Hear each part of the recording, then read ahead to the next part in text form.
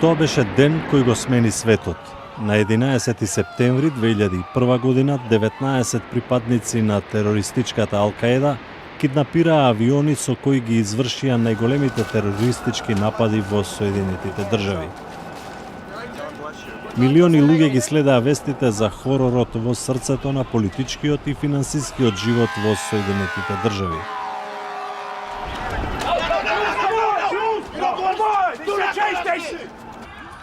Во 8 часот и 46 минути патнички авион удри во северната кула на светскиот трговски центар во Њујорк.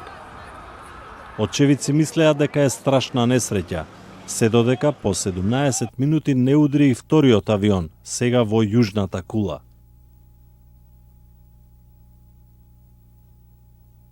I've never seen nothing like it in my life.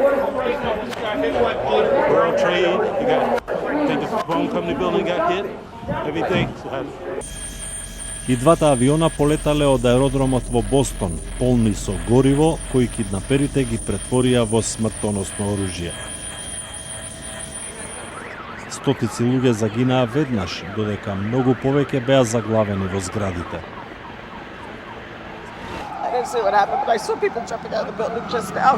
I'm trying to save my sister's all right. She's in that building. No, the World Trade Center itself. She's in the World Trade Center. I can't talk. I'm sorry, I really can't talk. Американскиот председател Џорџ Буш беше во посета на основно училиште на Флорида, кога му беше кажано дека Америка е нападната. Пред да се знае се за нападите, Буш се обрати до нацијата. I've ordered that the full resources of the federal government go to help the victims and their families and to conduct a full-scale investigation to hunt down and to find those folks who committed this act. Федералната администрација за авиација издаде наредба за приземјување на сите цивилни летови. Но други два авиона веќе беа во воздух под контрола на киднапери. Еден од нив удри во Пентагон во 9 часот и 37 минути, при што загинаа сите патници и 125 луѓе во зградата. Like I said, all I heard was the impact and then the flame. This huge ball of fire came up over the building. Во Њујорк многумина трчаа кон приземјето на кулите, но за дел од нив беше предоцна. Во 9 часот и 59 минути се урна јужната кула. Во меѓувреме, во последниот киднапиран авион, патниците дознале што се случува, а група од нив се обидела да ја преземе контролата и да ги совлада киднаперите. Авионот падна во поле во Пенсилванија, при што загинаа сите патници. Во 10 часот и 30 минути се урна и северната кула.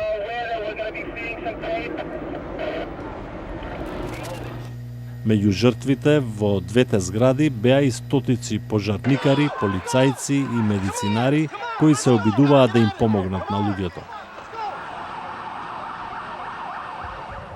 Метрото беше затворено, па стотици луѓе беа евакуирани од Менхетан со бродови или преку мостовите.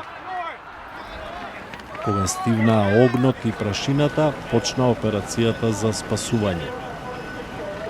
It's terrible. I mean, the damage is terrible. The people are doing everything that they can to rescue as many people as possible, and this is going to be a long-term effort. Бројот на настрадани не беше познат веднаш, но истражителите подоцна утврдија дека има околу 3000 жртви. What was it like cleaning up today?